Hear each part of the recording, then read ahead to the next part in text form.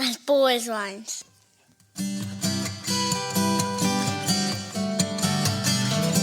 As bold as lions. As bold as lions. As bold as lions.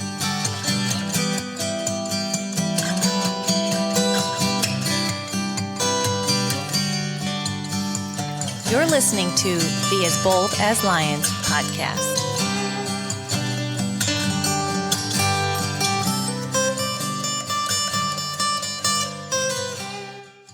Hello and welcome to another edition of the As Bold as Lions podcast. My name is Derek Charles Johnson, and with me I have my faithful sidekick, co-host, not a guest. Partner in crime. Yeah, I don't even want to say sidekick because that feels like, I don't know. Too much on the side. Like you're in this. You're being too kind. Okay. Anyway, hello and welcome. We are so glad you could join us. The wonder of technology and posting these podcasts is that as you listen to this probably will be right after Easter, but we're taping it ahead. And so it's kind of a week in advance or so. But we're kind of just projecting into the future. We don't even know what a week from now is going to look like. But as we are putting this together, it is just leading up to Easter, just getting ready for everything. Yep. So I wanted to mention something. What was it? Something. I have no idea. Something important. Oh, okay. I wanted to have like some just kind of, light banter before we start. Banter. Yeah. Nice. Kind of to just kind of lighten the mood here. But I was just going to say, just to everyone who's tuned in so far, to say thank you. Like, it's been really cool to just see I think this will be our 10th episode when it publishes. Yeah. Nice. 10 episodes. And it's kind of cool to watch like every week through this service that hosts the podcast. You get like some statistics, and of course I'm kind of checking it every day, which I'm a nerd like that. But you get to see new places that are listening here, like a new state or a new city, and it's like, I wonder who's a new country, right? Like literally in the last week, Pakistan popped up. That's a listener in Pakistan. Yeah. So I don't know who you are, but we're anything glad about you're you, here. But we're glad you're here, right? And hopefully this is resonating with you. And people in the U.S. too. I'm like, this is probably, this is getting beyond just like my family or, a couple of people that I've told it. Like, so it's getting out there. Some people that we know like us, right? It's more people than I know. So, it's great to see that. Thank you for sharing it. Maybe you've stumbled upon it on social media, maybe through another podcast you listened to. This was recommended. And I'd love to hear from you if, you could drop us a line and say, hey, I found you guys, and maybe you really like it. Maybe you kind of suffered through an episode. I don't know. But whatever, either way, drop us a line. My email is info@derekcharlesjohnson.com, or you can reach out to me on Facebook, Instagram, through my website as well, derekcharlesjohnson.com. So that's there's a little bit of just side note production stuff. I don't know what you want to call it. Housekeeping. Housekeeping. Is that a good word housekeeping for it? Good. So, have you ever heard this, segueing into our topic here? Have you ever heard this quote where it's, I guess I had to Google it, but it talks about like in the spring, a young man's thoughts turn to love or something like that. Have you ever heard that? No. But I'm also extremely naive to the world. Well, I looked it up, and then it like popped up right away on this Google. So lots of people have been thinking about it. But it's a famous like quote, in the spring, a young man's fancy lightly turns to thoughts of love. This is a poem by Alfred Lord Tennyson. Locksley Hall. I think the name of the poem is Locksley Hall. But just like, we're kind of moving into spring. It's kind of like a weird time because one day it'll be 70, 80 here where we live in Tennessee, and the next day it'll be down in the 40s. It's still kind of, up and down, but it's definitely like not winter. It's kind of definitely, in between. I'm still not used to blazing like hot yet, so what it's spring. yeah. I don't really know what spring and fall are in the South because It's all kind of the same. it all blends It's all one together. season. It kind of just goes like a light switch from hot to cold, cold to hot. Yeah, it's just less hot. So yeah, but April, Easter, it's just all kind of thoughts towards spring and thoughts towards love, I guess, is kind of what I was trying to go with there. And don't roll your eyes at me too much. But anyway, there's a blog that I'm doing this month at my website, derekcharlesjohnson.com. A blog publishes every Wednesday. If you want to sign up for them, you can go to my website there and get these in your email. But the title of this is Walking the Path, and the subtitle being God's Design for Singleness, Dating, and Marriage. And quite honestly, I'm kind of dusting off a series from a couple years ago and just putting it out there again, just feeling like this is something always relevant to go back to, just like we did the Home Fire series back in February. So we're going to just dive in. So this new series, Walking the Path, exactly what does that mean? Well, the path is the road that we take in the Lord, in singleness, in dating, courting, whatever word you want to have there, and in marriage. It's not the same path for everyone. It's definitely, it's not like a cookie cutter. This is everybody's. We're all unique and we all have a unique story. Right. That's right. And the disclaimer I always put in front of any of these things is that we're not experts on this. Far from it. We're just hopefully trying to encourage people wherever they are at on this journey. I know with 5 kids, we know that each one of them will need to find their way on this path. Yeah. And we pray that they'll serve God in each stage, whether they're single, they're thinking about getting married, they're, trying to date somebody or whatever, those relationships. And then eventually getting married, having their own families of their own, if the Lord chooses to do all of that. Right. So, and also praying for their future spouse. Yes. Like that's heavy on our hearts quite a bit as well. Yes. So these are our own thoughts, but I believe it's informed from a biblical worldview. I think that's important as we look at this, just as it's important in looking at the home and things like that. And this first week to focus on is singleness. This is where we all start, and it's a step in the journey that everyone takes. Everyone's single at some point. Right. So it's pretty obvious, but that's just goes out, something that we have to admit. You can feel very alone sometimes in your singleness. Yes. But we all start there. We all start there, right? And so we have that commonality. Yeah. Yeah. Some are just single for a short period of time, and perhaps some are marry young, right? Even out of high school, you have high school sweethearts or whatever, that kind of story. Some stay single longer and marry later in life. And that seems to be the trend, at least as polling data or things that stories I've caught here and there, is that people seem to be waiting longer to get married, to start having a family and things like that. I'm not really sure why, all the reasons. Unique to each person, but Yep. And then some never get married, and that's okay too. Right. So we'll talk a little bit about that as well. All of this is meant just to encourage you wherever you're at, and maybe not all of this applies to you right now, and that's okay. Maybe you know somebody who it would apply to, and you could share this with them and just hopefully bless them in the stage that they are at. So let's dive in. This first point is just about in your singleness, just giving glory to God, serving God in your singleness. Right.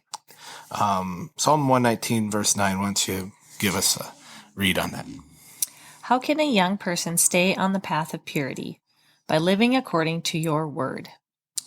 So I feel like there's a lot of pressure, maybe especially, I don't know, in the church even, growing up, I've maybe felt this a little bit, to find someone. Yes. When you're in your teens and your 20s, right. Like kind of start figuring out who that someone might be. And, right. And of course, we're well removed from those days. Yes, a little bit. Which I'm fine with. I don't want to go back, but, I felt this in my own personal life growing up. And although I didn't necessarily date much. Neither one of us really dated a whole lot before meeting each other in college. But I had times where, you just think, man, it would be nice to have a girlfriend. All my friends are, so-and-so, they've got a girlfriend, and that just seems like the thing I should be doing too. Kind of this pressure you put on yourself to want to fit in and have that as well. Right. Exactly. But no matter the reason, we're called to serve God and be obedient to Him in that singleness, that time of singleness. Really, being single is a great opportunity to serve God and put Him on full display in your life. Mm-hmm. That the time that you spend as a single person it's not wasted. It's time that God's going to redeem. He's going to use it for something. Right. And it should be used to glorify God in your decisions and to really be countercultural. That whole mindset of the culture of like you should be dating somebody, you should be romantically involved with somebody, right? Because we see this in celebrities or whatever. So and so's got a new girlfriend and just ping pong from one person to the next. And they're just in relationship after relationship, and then in the characters they're playing on TV or in movies, they're in a new relationship, and it's just.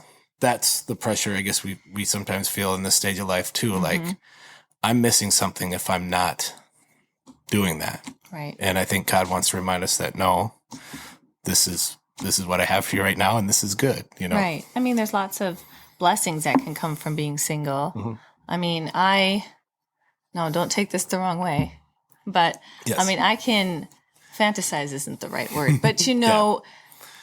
Dream maybe is a better word. Dream about just the freedom and the amount of more time I would have on my hands for things that I would like to do, especially, I mean, even just things I would like to do for the Lord, not necessarily just for myself, but things that I would like to do for the Lord. But I am not in a season of life that I can do that. I have too many responsibilities in my home. I can't just, for example, like I really have a passion for prayer, but I don't really have a lot of uninterrupted time throughout the day to just sit and pray. Right. I mean, I get up early in the morning and I do it because that's the only time throughout the day that nobody else is around. Yep. But I mean, even that's hard to carve out sometimes. Even that's hard to carve out. But I mean, it would be nice just to, I do dream of like, oh, wouldn't it be amazing to have like a prayer closet and I could be in there for hours a day. Yeah. But, that's unrealistic. But I mean, someone with the gift of singleness, they have that opportunity. So there are blessings that come with singleness. Right.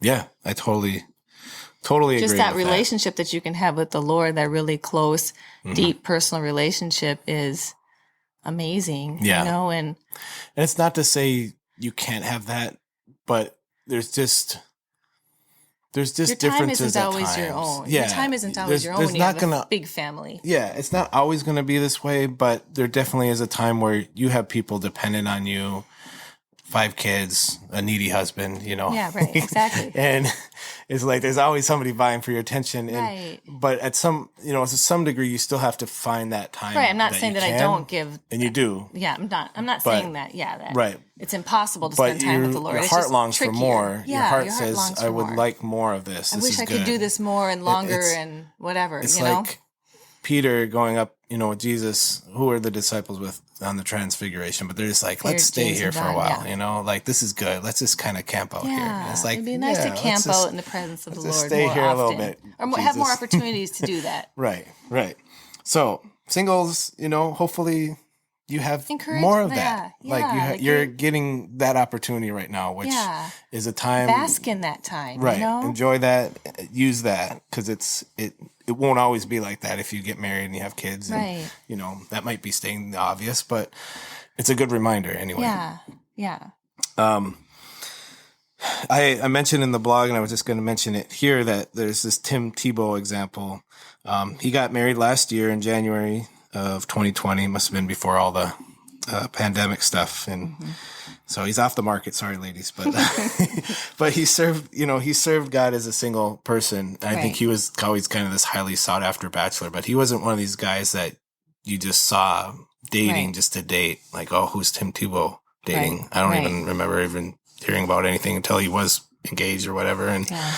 so again, that's kind of countercultural, the way a person like that goes about things. And, people like that shouldn't be the exception. It should be kind of the rule within the church that we see more of that. But sadly, I think that's not a story we see a whole lot, that it's just we're driven to say, get married and, Right. Start your life and do all that. And, Right. and those are good things, but everybody's, like we said, everybody's path is different. Yeah, exactly.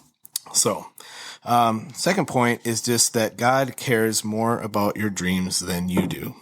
1 Peter 5:7. Would you read that for us? Cast all your anxiety on him because he cares for you. I use that verse because I think we tend to get anxious when we start thinking about what's God's timing, when's the right one going to come through the door.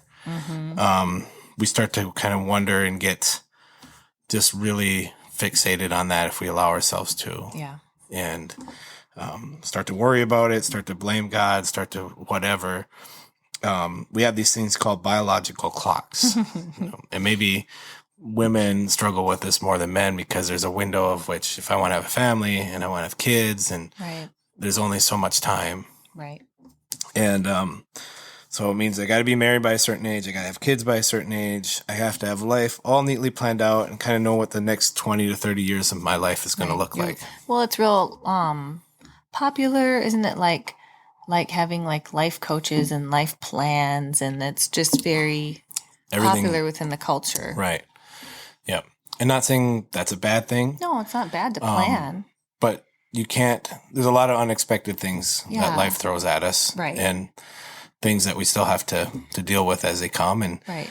Singleness and waiting may be one of those things where we have to, you don't want to rush the process and just say, well, him or her will do. And right. You don't make a poor decision. Right. You have so that it fits your timetable. So that's just really not reality. But what is reality is that we know God knows what he's doing. Yes. Always. And always. Waiting is sometimes hard, but it's not wasted. Again, singleness is a gift. And another example here is the Apostle Paul. Right. I think if you look at Paul and all that he did in the early church, could he have done all of that if he was a married guy, if he had a family? No, he wouldn't have, because something would have suffered. Yeah. And I think he would have felt like he was always leaving one thing to go do something else and kind of like torn between two things. Right. He actually says, it's preferable for some to stay single. This verse in 1 Corinthians 7:6-8. I think this is ESV. Now as a concession, not a command, I say this. I wish that all were as I myself am, meaning being single. But each has his own gift from God, one of one kind and one of another. To the unmarried and the widows, I say that is good for them to remain single as I am. But if they cannot exercise self-control, they should marry, for it is better to marry than to burn with passions. So the takeaway there just being that in Paul's mind, and I agree with him, is that the desirable thing, if you're going to be in ministry, especially to that level and that extent of what Paul was doing. And, we might see this with people in the mission field or even just pastoring or whatever. There's a certain season in which singleness is preferable. Right. Might just be a season, might be your entire life. I know people that are in ministry that have remained single pretty much their whole life. And, whether they've wrestled that with that or not, they've made that choice and they've decided this is better for me in order to serve the Lord more freely in the way that he's calling me to. Right. I think that's fine. So this is last point for this podcast today is this, that for some singleness is lifelong and for others it is just a season. Yeah. Again, it's kind of going back to that Psalm 139 verse 3, if you'd read that. You discern my going out and my lying down. You are familiar with all my ways. So singleness can be looked at a couple different ways. There's on the one hand, the extreme of just impatience and desperation, wanting to get married. Mm-hmm. And on the other hand, some contentment, finding contentment in your singleness and being happy for where God has you at the moment. Yeah. none of this that we're talking about today is somehow just a Band-Aid fix on everything, because I Right. know single people can struggle Yes, with this. definitely. Yeah. Right. I mean, contentment's hard For whatever, for any in reason. any place. Yes. But To find contentment is like, what's the verse Paul says about? I've learned to be Philippians, I've learned to be content. content regardless of my circumstances. Again, Paul. So that's just the reality, is that to keep coming back to that, because you may have days where you're fine with it and life is good, and you may have other days where you're just really like, I wish things were different, know, and kind of that, why God, what's going on? What are you doing here? And so either way, whatever season you're in, holiness and purity are required before God. He knows your heart's desires. He knows the things he's wired within you, placed within you. If you're a woman and you're like, I really desire to have kids, and you have that kind of natural, just, which 9 times out of 10 a woman just has that. Like, you can't tell me that men and women are created the same, because women have just this natural mothering, nurturing thing. We already see it in our almost 2-year-old that. Yes, she's very nurturing of everybody. Yeah. In her own little awkward way. Her own way, at 18 months. But yeah. So, God knows what he's placed within you. He knows the gifts and the abilities and the things that he wants to draw out of you. So he's not going to waste any of that. But again, it's his timetable.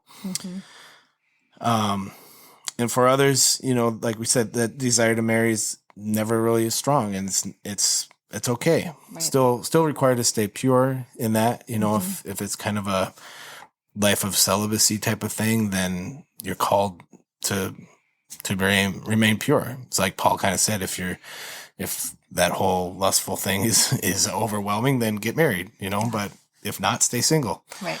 So above all, bring glory to God in it and through it.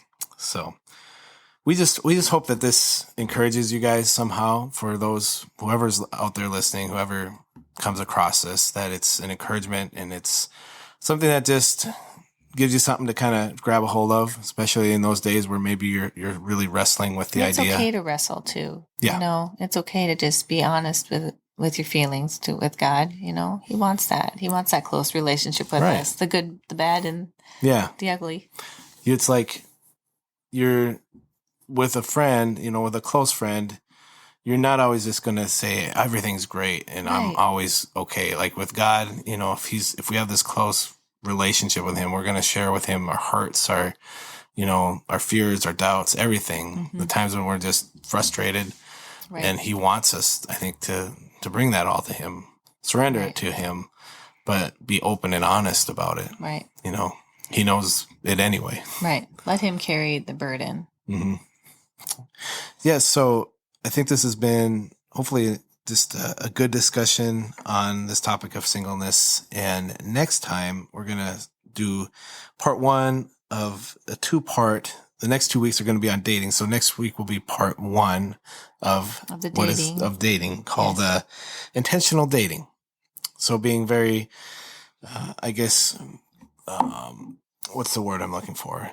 Very direct in our attitudes and thoughts towards dating, and finding perhaps a potential spouse through those encounters. And just that goes back to like when we talked to the very beginning about having a plan. Like having a plan isn't always bad. Right. And I think you should have a plan in dating. You shouldn't just fly by the seat of your pants, because it might be a better thing to not date and remain single and kind of wait for God to open those doors, to not just date solely just to kind of date around and say, well, I'm in a relationship. Right. So we're looking forward to that, and I hope you'll check back with us. If you would, Corey, read us out with Ephesians 5:15 through 17. Be very careful then how you live, not as unwise, but as wise, making the most of every opportunity, because the days are evil. Therefore, do not be foolish, but understand what the Lord's will is. All right. Thank you guys so much. Have a great day. God bless. Hey guys, this is Derek Charles Johnson. You have been listening to the As Bold as Lions podcast. I am a blogger, a songwriter, an artist. And if you've been encouraged by this podcast, please go ahead and subscribe and share, and head over to DerekCharlesJohnson.com for more encouraging content. God bless.